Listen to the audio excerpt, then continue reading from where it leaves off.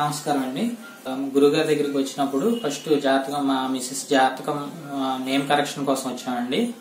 అప్పుడు ఆయన మా మిసెస్ 3rd మంత్ ప్రెగ్నెంట్ అయితే ఫస్ట్ మీకు పాప పుడుతుంది, కావాలంటే పేరు కూడా మేము చెప్పేస్తాను అని చాలా గంటాపదంగా చెప్పారు. అదేవిధంగా 2వ కాన్పులో అబ్బాయి పుడతాడు అని చెప్పారు. అది కూడా వాస్తవంగా జరిగిందండి. సో 2వసారి కూడా ఫస్ట్ అమ్మాయి పేరు కూడా మా గురుగారి దగ్గరికి వచ్చి పెట్టించుకున్నాం. ఇప్పుడు 2వసారి అబ్బాయి పుట్టాక కూడా అబ్బాయి పేరు కూడా గురుగారితోనే ఆ పేరు కూడా నామకరణం చేయించడానికి తీసుకువచ్చి సలహా తీసుకుంటున్నాను. సార్కి కృతజ్ఞతలు. శివాయ శ్రీమాత్రే నమః. 2019 ఏప్రిల్ నెల ధనుసు రాశి వారి మాస ఫలితాలు.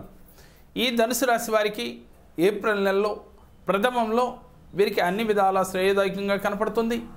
విందులు వినోదాలు జరగటానికి ఎక్కువగా అవకాశాలు ఎక్కువగా ఉన్నాయి.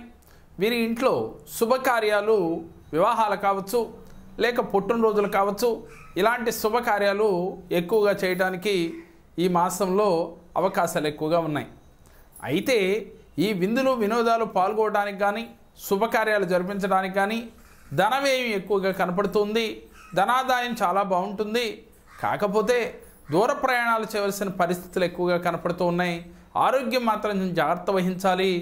వీరికి శని ప్రభావం ఎక్కువగా ఉండడం చేత వీరికి ఆరోగ్యరీత్యా కొంత ఇబ్బందులు తప్పవు.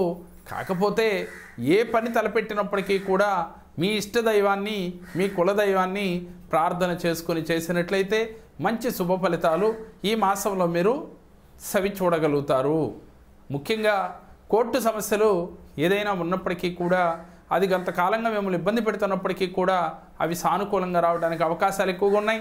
సినీ రాజకీయ ప్రముఖులచే వారికి అన్ని విధాల శ్రేయదాయకంగా కనపడుతూ ఉంది. ముఖ్యంగా ఫెక్యులేషన్ చేసేవారికి మాత్రం ప్రథమంలో బాగుంటుంది, ద్వితీయంలో కొంత యావరేజ్గా కనపడుతుంది, తృతీయంలో మాత్రం వీరు జాగ్రత్త వహించవలసిందిగా తెలియచేస్తూ ఉన్నాం. ఏది ఏమైనప్పటికీ కూడా ఫలితాలు మిశ్రమంగా ఉన్నాయి కాబట్టి ఏప్రిల్ నెలలో ఏది చేసినా ఆచితూచి అడుగులు వేయాలి. మానవ ప్రయత్నం చేస్తూ దైవం పైన భారం వేసి మీరు ముందుకు సాగినట్లయితే ఏప్రిల్ అంతా కూడా మీకు సానుకూలంగా ఉంటుంది. మీకు మరిన్ని మంచి ఫలితాలు కలగాలి అంటే మీరు మీ గ్రామదేవతని ఆరాధన చేయాలి. గ్రామదేవతకు పొంగళ్ళు నైవేద్యంగా పెట్టి అది 10 మందికి వితరణ చేయాలి. కులదేవతని ఆరాధన చేయాలి.